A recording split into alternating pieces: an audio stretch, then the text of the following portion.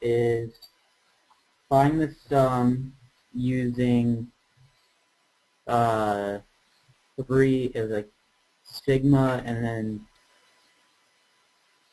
right, what's the E? That's sigma. Yeah, sigma. And then 3 is on top.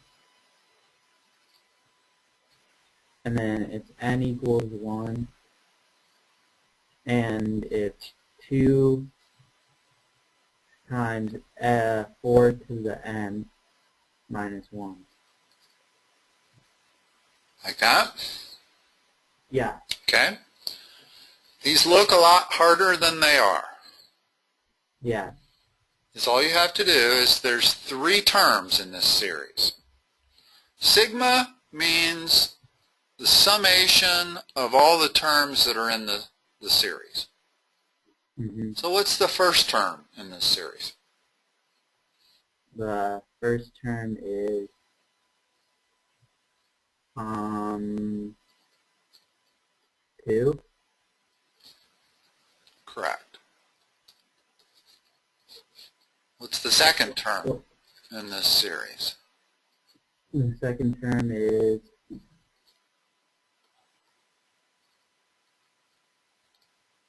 8. And the third term?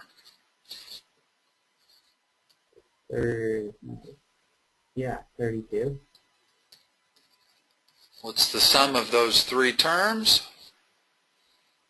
42. That's the answer. Well, it says to use the formula S sub n equals A1 times 1 minus R.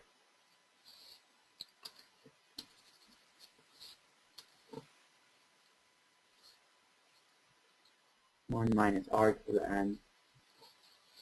Okay. Over 1 minus R.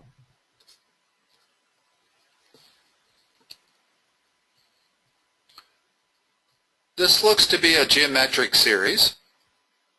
Yeah. It's going 2, 4, 8. So what's our common ratio? Common ratio is 4. Okay. So they want to know the sum of the first 3 terms. So the first term was 2. Common ratio is 4. N is 3 divided by 1 minus. Hold on. I think I need to go get something really quick. Okay.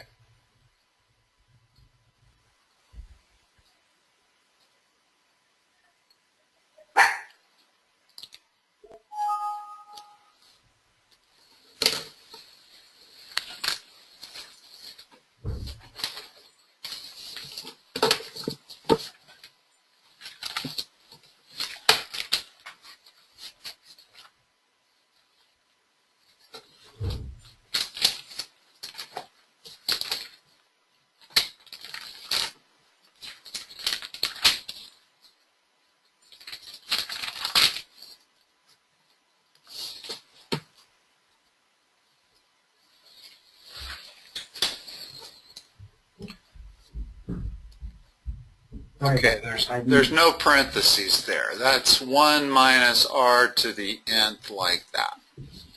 Yeah, yeah. Okay, and then if we do that, it's 1 minus R to the third. What does that give us? 4 to the third is 64. So we have 2 times minus 63 all over minus 3. That's 42. Divide top and bottom by -3. I get 1 there. I get 21 up there. 2 times 21 is 42.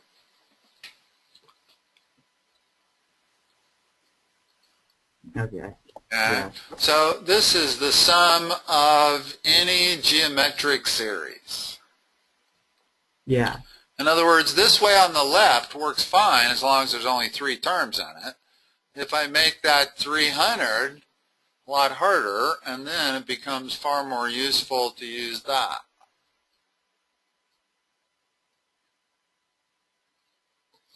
Okay.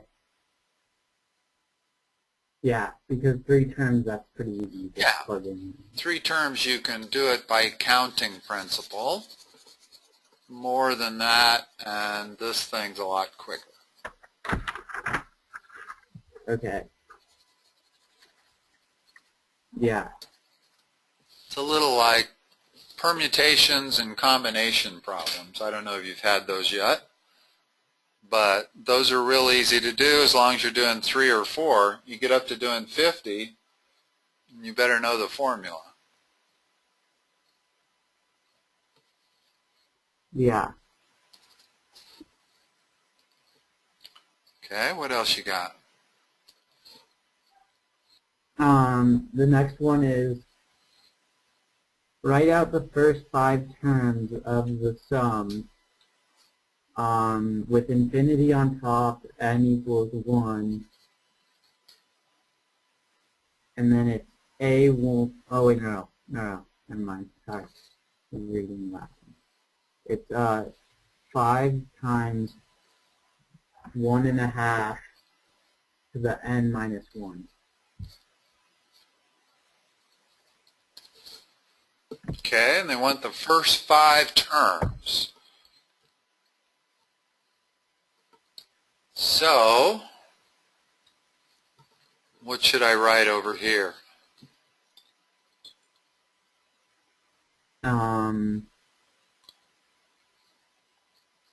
It should be S of what? S of 5. Oh, they want the first 5 terms. Yeah, They don't want the sum of the first 5 terms. Yeah, they want all 5 terms. Okay, well, that's easy enough to do. What's a sub 1 equal to? It's equal to, oh, it's 5 times 1/2. Sorry, I think I said it wrong. Okay. Doesn't That's actually affect the first term. What's the first term? It's 5. And the second term? The second term is 2.5. Third term? The third term is 1.5. Should be 1.25. Oh, yeah. If you think about it, it's 5 times 1/2 squared, which is 5 times 1/4, which is 5/4, which is that. But the reason I knew that is because this is another geometric series. So that every term is going to have a common ratio between it and the previous term. Whenever you have something like this, you're looking at a geometric series. So without doing the math, what's the 4th term and the 5th term? I mean, not without doing the math, but without plugging it into that. The 4th term is 6.25 or 0.625. And the 5th term is 0.3125. There you go. Okay. So, as we've seen, this is the common ratio. In the previous problem, that was the common ratio. So whatever it is being taken to the nth power or the n minus 1 power is going to be your common ratio for a geometric series. In other words, is all we really needed to figure out was what was the first term. And then every other term was just that first term times the common ratio, and so forth and so on. Okay. So, well, don't erase the thing because I want to the erase next this part one. is, well, no, the next part is, does this function converge or diverge? Okay. Does it converge or does it diverge? Well, there's a theorem, I don't know if they've taught it to you or not, but if the absolute value of the common ratio is less than 1, then it converges. If the absolute value of the common ratio is greater than or equal to 1, it diverges. Okay, so this one converges? Yeah, the first one was getting bigger. In other words, every time we added a term to it, it got bigger. So it was headed towards infinity. Mm-hmm. But this one, you'll notice everything got smaller and went Yeah. 5, 2.5, 1.25, 0.625, and so forth. Now, that in itself does not guarantee convergence for a series. There are lots of series besides arithmetic and geometric. Yeah. Okay, let me just, for example, and this will tweak your curiosity, I'm sure.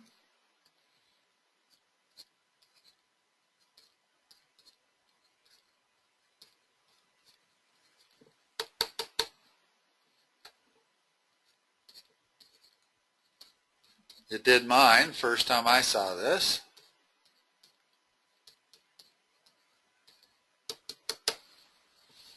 Do these converge or diverge?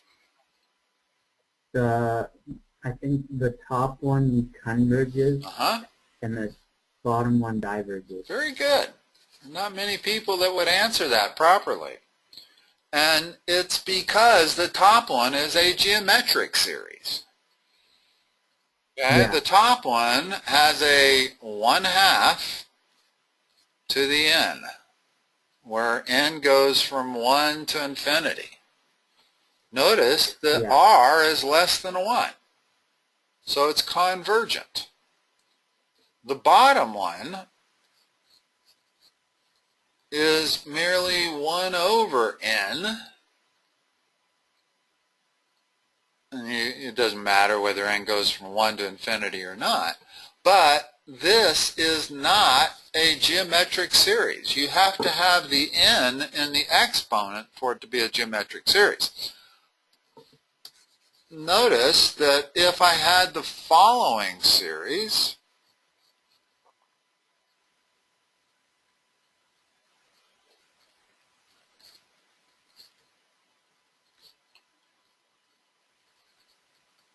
convergent or divergent?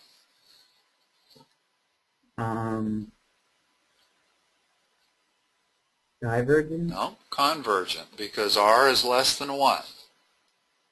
Yeah. If I have this series,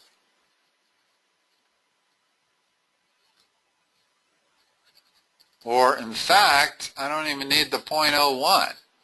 If I just had 1.0 to the n, this diverges clearly. Because what are your answers? In other words, for the one on the left, your series is 1 plus 1 plus 1 plus 1 plus 1. That's headed towards infinity. The only way a series can even converge is if these go down towards 0. Yeah. Well, in this series that I gave you, they do go down towards 0. But it's not a geometric series, and it's not a convergent series. It's a divergent series, even though the nth term is 0. One of the primary tests for convergence or divergence, I mean, when you get to calculus 3, the hardest part of calculus 3 is infinite series. And the very Mm-hmm. first thing you learn is not so much how to come up with the sum, but whether or not they're either divergent or convergent. And there are like Yeah. 10 tests, literally 10 tests to determine whether a series is convergent or divergent. And most of those tests do not tell you even what it converges to. It just tells you whether it's convergent or divergent. And Yeah. for a geometric series, it's very easy. If r is less than 1, it's convergent. If r is greater than or equal to 1, it's divergent. But for a lot of other series, that's not true. This second one that I listed there is called a p-series. In other words, this one here, that's neither arithmetic nor is it geometric. It's called a p-series. It's 1 over n to the p. And this series is convergent if p is greater than 1. It's divergent if p is less than 1. In other words, this series here is p equals 1. Yeah. Divergent. But if I have this, 1 over n to the 1.01, convergent, because p is greater than 1. Yeah, that makes sense. 'Cause then Yeah, and it starts getting smaller and smaller. In other words, one of the keys for convergence is the final term has to approach 0, although that's not necessarily the only key. In other words, this series here, the final term does approach 0, and yet it's not convergent. It's still divergent.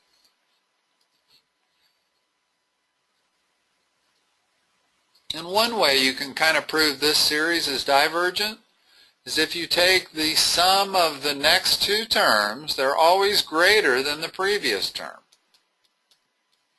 No matter where you look at that series, even if it's out here, these two terms exceed that number, which means you can kind of think of the series as growing. I start with a half, and then I add a number that's greater than a half. And then I add that to a third, and this number is greater than a third. So the sum of this series is constantly growing, which is going to make it divergent. But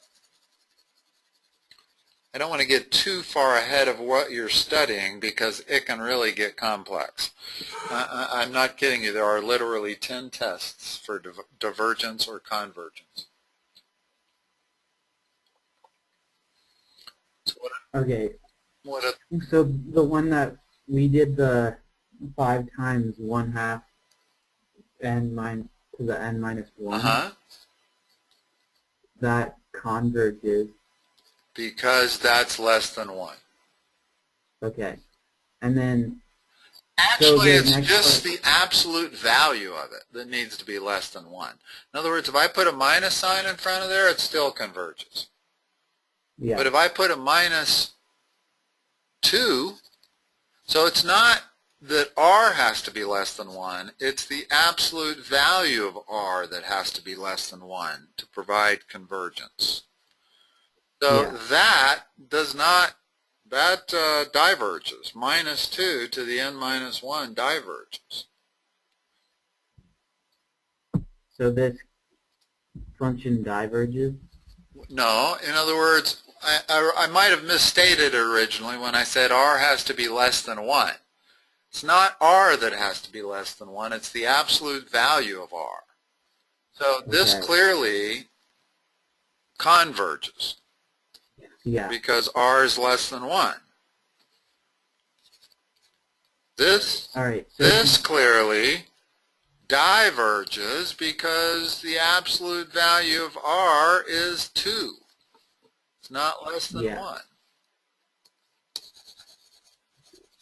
So if the next part is if it converges, find the sum. Okay, the sum of a geometric series is relatively easy. It's equal to, if I remember my math right, that. Yeah, that's what it says on my sheet. Okay. So So the A1, sum, A sub 1 was 5, right? yeah. And R is 1/2.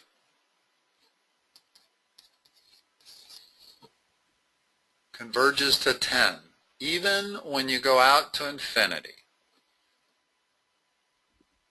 Okay. In other words, we listed the first 5 terms, Yeah. and they were this.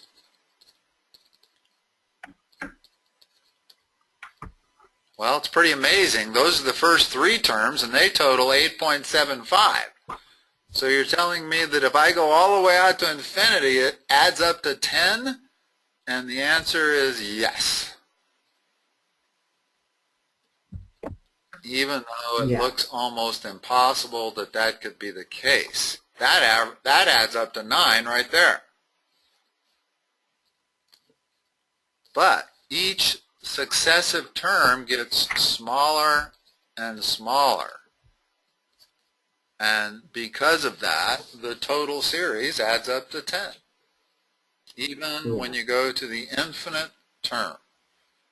It's a difficult concept to accept in infinite series, is that the terms could be getting smaller and smaller and smaller, and yet they actually add up to an integer. You would think, I mean, at first glance, I would be inclined to say this thing goes to infinity, which means it diverges, merely because you're always adding another number, right? In other words, I'd never get to a point in time where I'm not adding a number to this thing. But that's the reality of infinite series, is that some of them do converge. And they converge. It's kind of like, there's a beautiful problem in infinite series where you drop a basketball and it bounces up 80% of the height that you drop it from.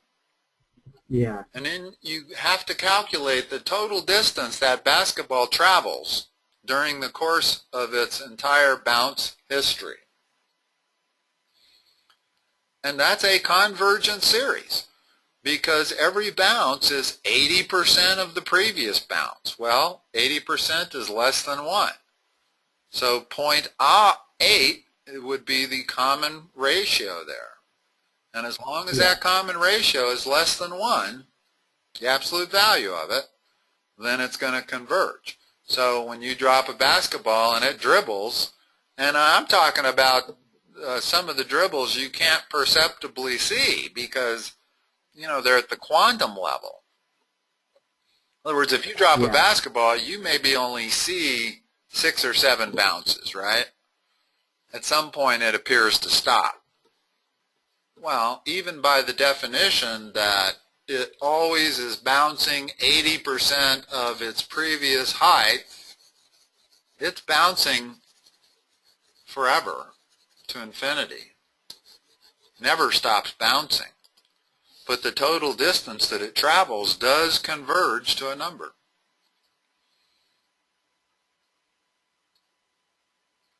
Yeah. Some of these things are a little like paradoxes. You know, whereas if you go half the distance to the wall every time, how do you ever get to the wall? But the fact is you do. All right, what else you got, Lucas? All right, the next one is you have to find the recursive formula, the explicit formula, and write the summation notation. Okay. And the series is 3 and then -6, 12, and -24.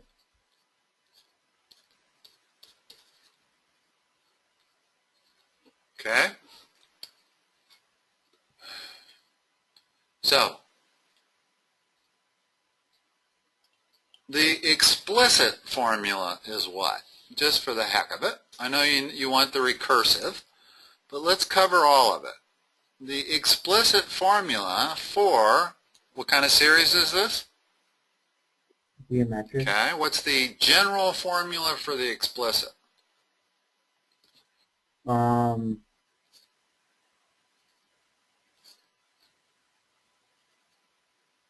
Right there.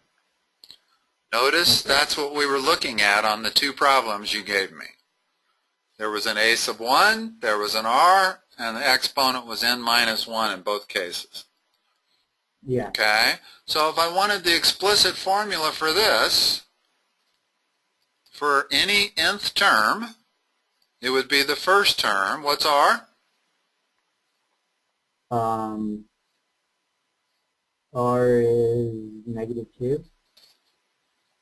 So there's our explicit. That should tell us any term. Well, is the fifth term 48? Let's see.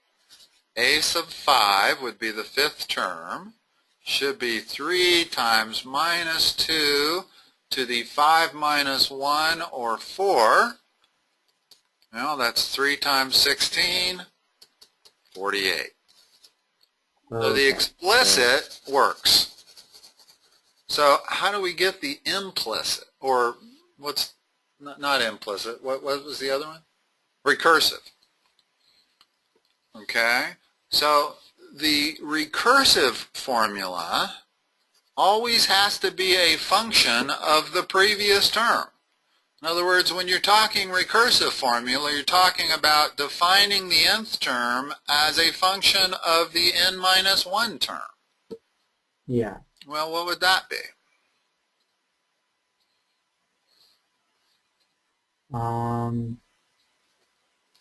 That would be right there. In other words, every term is equal to the previous term times -2. Right? This term is the previous term times -2. This term is the previous term times -2, and so forth and so on. So the exact recursive formula here would be a to the n minus 1 times 2. -2, excuse me. Right there.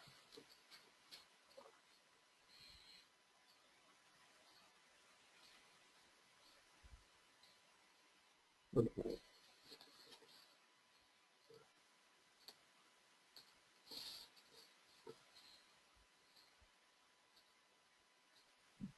All right, so now for summation notation, all right, so now you're probably asking yourself, how come some of these start at n equals 1, some start at n equals 0, some start at n equals 2? What if I had this?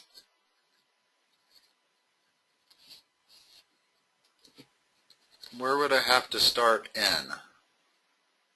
1. What's the log of 1? Oh, you have to start it at 2? Exactly. In other words, n are discrete integer counting. You don't have an n of 2.5. You have n's of 2, 3, 4, 5, 6, 7, and so forth. And if you start it at some place like that, you can't have your function being undefined. And the very first term, if I started at n equal 1, is an undefined function. I get 1 over 0. Yeah. So that's why some n's start at 1, some start at 0, and some series are the same. You can make one series look exactly the same as another series, and one series n starts at 0, and the other series the n starts at 1. That's not hard to do. So that just kind of depends on the function and the series. Yeah. And in case you're wondering why we care about infinite series? When you get to calculus, there are certain functions that cannot be integrated. Yeah.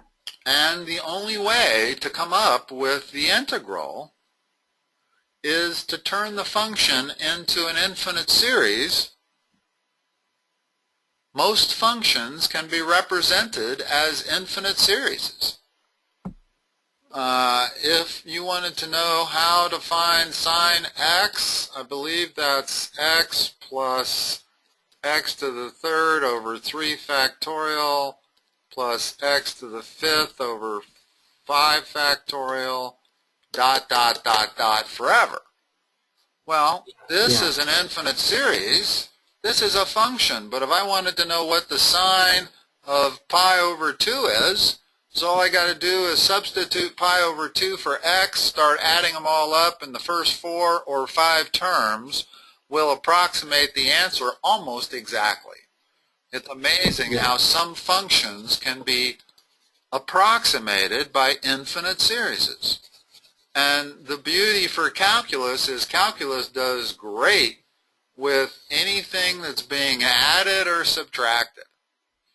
That's easy for integral calculus.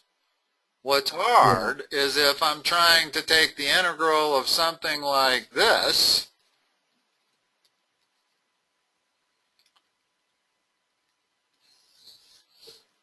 there are some functions that you cannot integrate. There's no way to find an antiderivative for it. So you have to take this function, turn it into an infinite series, and then integrate it term by term. So that's the reason we study infinite series, is because it gives us a way to find integrals of functions that we have no way to find. It amazed me the first time I discovered that with integral calculus you have functions that do not have an antiderivative. Take this function right here. There's no antiderivative for that. So if I want to integrate that function, the only way I can do it is by using an infinite series that approximates that function. And that's relatively easy to find, is that infinite series. And then you integrate the infinite series instead of the function. And you don't get an exact answer, but you get an approximation that is extremely accurate. Yeah.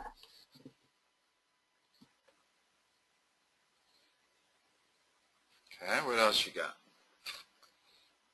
Okay, so the next one is arithmetic sequence, and it's -1, 3, 7, 11, and then dot, dot, dot, 59. What term is 59? Yeah, it doesn't say. Is that the question? What is the, in other words, which term is that? Well, it's the 12th. Oh, they want to know the 12th term. Well, 59 is the 12th. Oh, 59 is the 12th term. Okay. That's not particularly helpful to us. What's the nth term of an arithmetic series equal to? Explicitly? It's the common difference. Right there. Yeah. Okay. So let's see if 59 is the 12th term.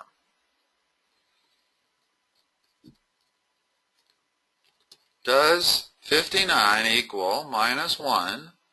What's the common difference? 4. And the 12th term, this n-1 would be 11? Doesn't appear to be. No. Maybe. If you want to know the 12th term, let's figure it out. What's a sub 12? A sub 12 is -1 plus 4 times 11. That's 43. So the 12th term is 43. 59 would be 3 terms later. Oh, no, it's the 15th term. Aha. 16th term. 16th term. Because this is the 12th term. The 13th term would be 47.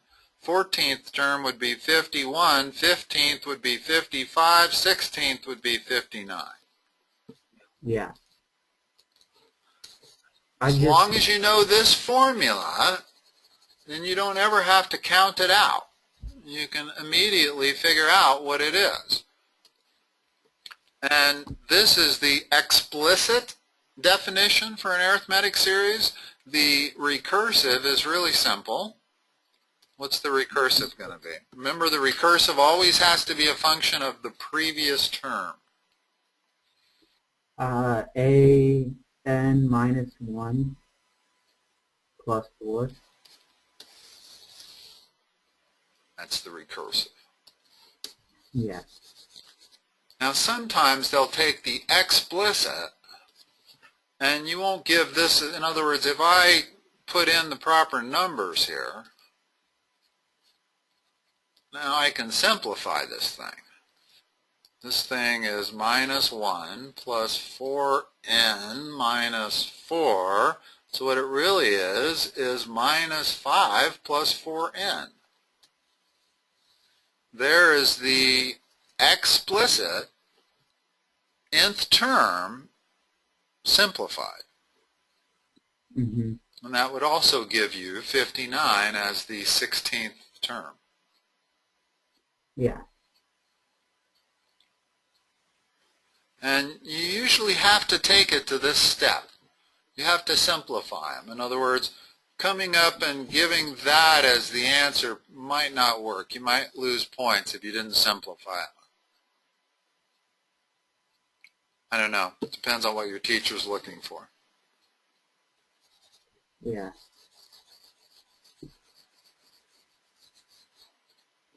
Okay. That was all that I had. Okay. Just look quickly in my book and see if I can.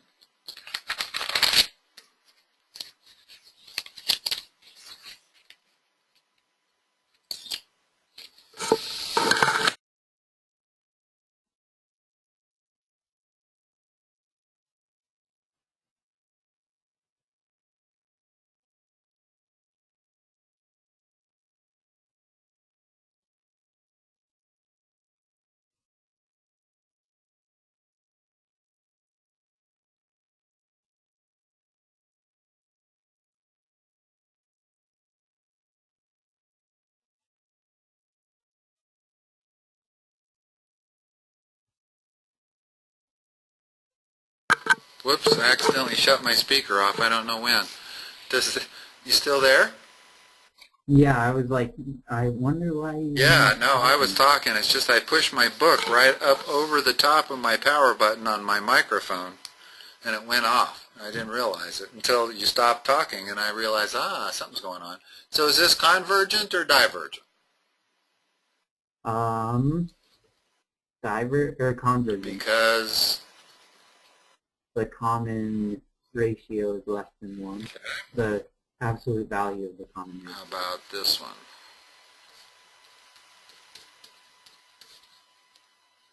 Now notice this one goes from 0 to infinity. But that's okay because we start at 0. Yeah. Instead of k minus 1. So what these things start at frequently depend on what the function is. Yeah. That's convergent too. How about this one?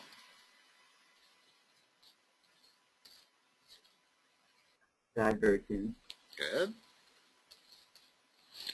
And finally,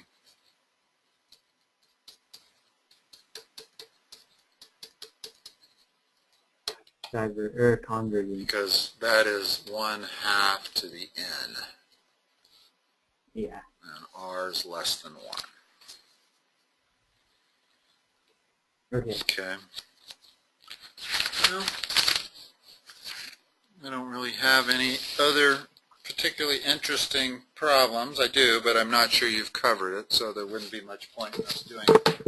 So we can stop there if you don't have any other questions. Yeah, that was it, and I think I got it down pretty well because I was struggling a lot with this. Let me just warn you of something. Okay. You may get problems like this.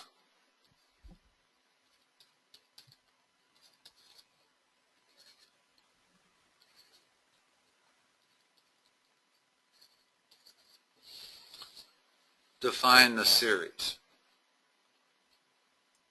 So if it's arithmetic, it's adding. Okay.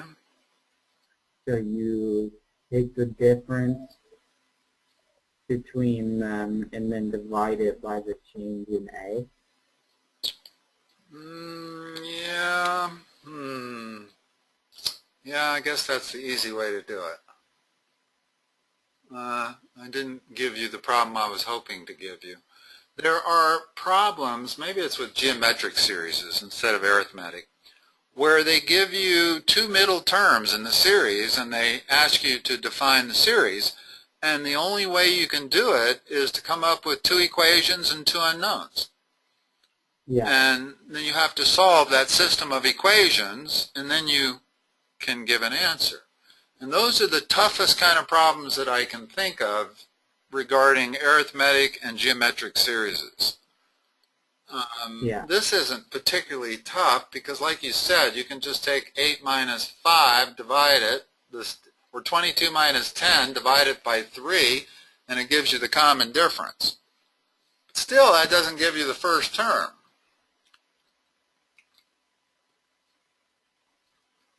Yeah. But because let's just, before we hang up, let me go through this for you. So a to the 5th